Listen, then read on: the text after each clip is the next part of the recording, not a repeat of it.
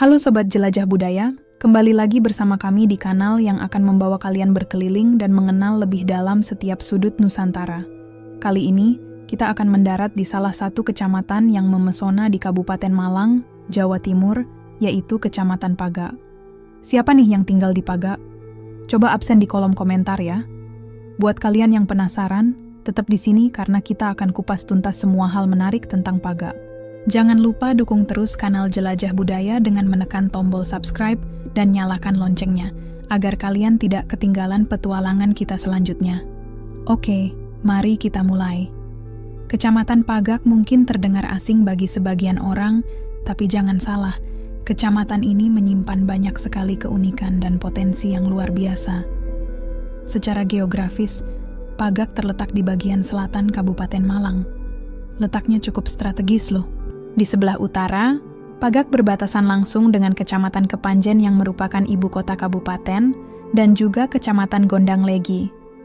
Di sebelah timur, kita akan menemukan Kecamatan Bantur.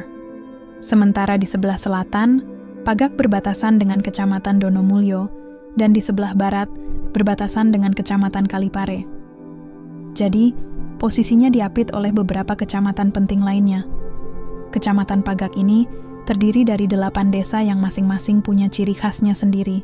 Ada Desa Pagak, Desa Sumbrejo, Desa Gampingan, Desa Sempol, Desa Tlogorejo, Desa Sumber Manjing Kulon, Desa Pandanrejo, dan Desa Sri Gading. Luas wilayahnya mencapai sekitar 98,9 km persegi. Dengan luas tersebut, Pagak didominasi oleh lahan pertanian dan perkebunan, yang menjadikannya salah satu lumbung pangan penting di Kabupaten Malang. Pemandangan hamparan sawah hijau dan kebun-kebun yang subur jadi sajian utama saat kita menjelajahi wilayah ini. Lalu, apa sih yang paling terkenal dari Pagak? Selain itu, Pagak juga dikenal dengan potensi pertaniannya yang melimpah. Komoditas utamanya tentu saja tebu yang menopang industri gula. Namun, petani di Pagak juga menanam berbagai tanaman lain seperti padi, jagung, dan aneka palawija. Di beberapa desa, kita juga bisa menemukan perkebunan kelapa dan pisang yang cukup luas. Kesuburan tanah di Pagak benar-benar menjadi anugerah yang dimanfaatkan secara maksimal oleh warganya. Inilah yang membuat sektor pertanian menjadi tulang punggung utama perekonomian di kecamatan ini. Sekarang, kita mundur sedikit untuk membahas sejarahnya. Kenapa ya kecamatan ini dinamakan Pagak? Nama Pagak sendiri dalam bahasa Jawa memiliki beberapa arti. Salah satunya merujuk pada sebuah bangunan sederhana seperti panggung atau gardu yang ditinggikan.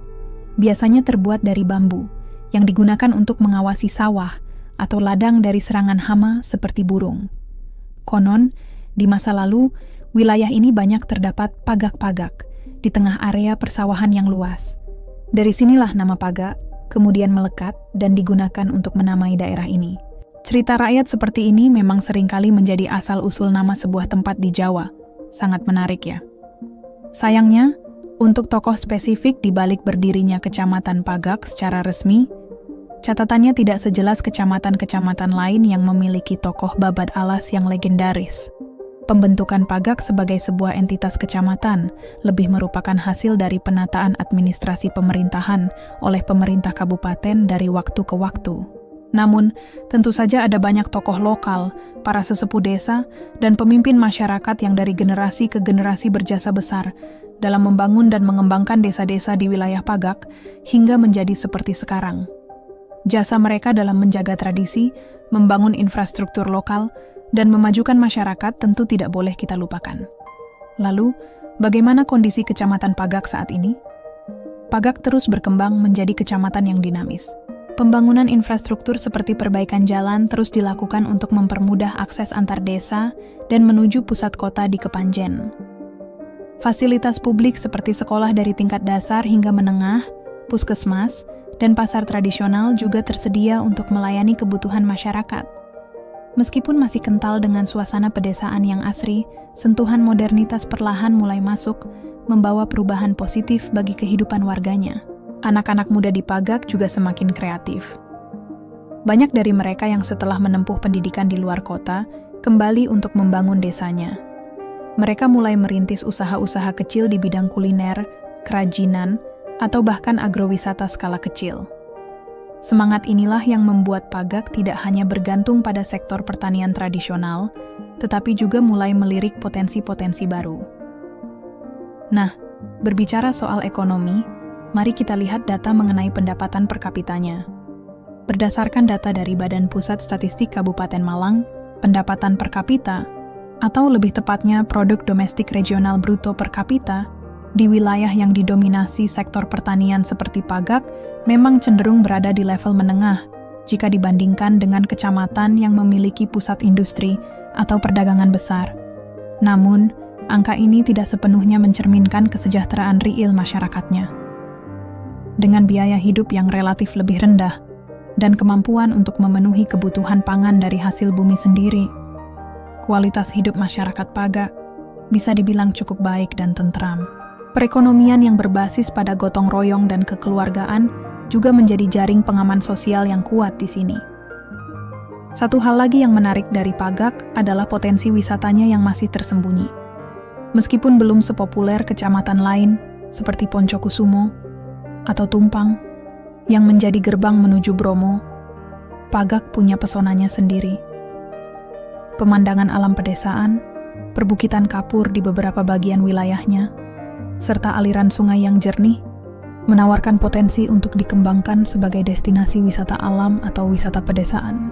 Misalnya, kegiatan susur sungai atau trekking di perbukitan bisa menjadi daya tarik baru. Beberapa desa juga masih menjaga tradisi dan kesenian lokal yang bisa menjadi atraksi budaya yang otentik bagi para wisatawan. Salah satu contohnya adalah keberadaan beberapa sumber mata air atau pemandian yang dikelola secara swadaya oleh masyarakat lokal. Tempat-tempat ini biasanya menjadi pusat kegiatan sosial warga, tempat anak-anak bermain, dan sumber air bersih. Jika dikelola dengan lebih baik, tempat-tempat seperti ini bisa menjadi embrio desa wisata yang menarik. Jadi, Sobat Jelajah Budaya, Kecamatan Pagak adalah sebuah potret harmoni antara alam yang subur, masyarakat yang pekerja keras, dan sejarah yang sederhana namun penuh makna. Dari hamparan tebu yang menopang industri, sawah yang menghijau, hingga denyut kehidupan pedesaan yang tenang, Pagak menawarkan sebuah pengalaman yang berbeda. Ini adalah tempat di mana kita bisa melihat langsung bagaimana sektor agraris menjadi fondasi kehidupan sebuah komunitas. Bagi kalian yang ingin mencari ketenangan dari hiruk-pikuk kota, atau ingin merasakan langsung kehidupan pedesaan Jawa yang otentik, berkunjung ke Pagak bisa menjadi pilihan yang tepat. Kalian bisa bersepeda menyusuri jalan-jalan desa, berinteraksi dengan petani yang ramah, atau sekadar duduk menikmati semilir angin di pematang sawah. Itulah tadi rangkuman menarik mengenai Kecamatan Pagak di Kabupaten Malang. Tentu masih banyak sekali cerita dan fakta lain yang belum terungkap. Mungkin di antara kalian ada yang punya cerita atau informasi tambahan tentang Pagak. Jangan ragu untuk berbagi di kolom komentar ya. Kita bisa berdiskusi bersama. Terima kasih banyak sudah menyimak video ini sampai akhir. Semoga informasi yang kami sampaikan bisa menambah wawasan dan kecintaan kita pada keragaman daerah di Indonesia. Sekali lagi, jangan lupa untuk terus mendukung kanal Jelajah Budaya dengan cara like, komen, share, dan tentunya subscribe. Sampai jumpa di penjelajahan kita berikutnya. Tetap cintai budaya dan jelajahi Nusantara.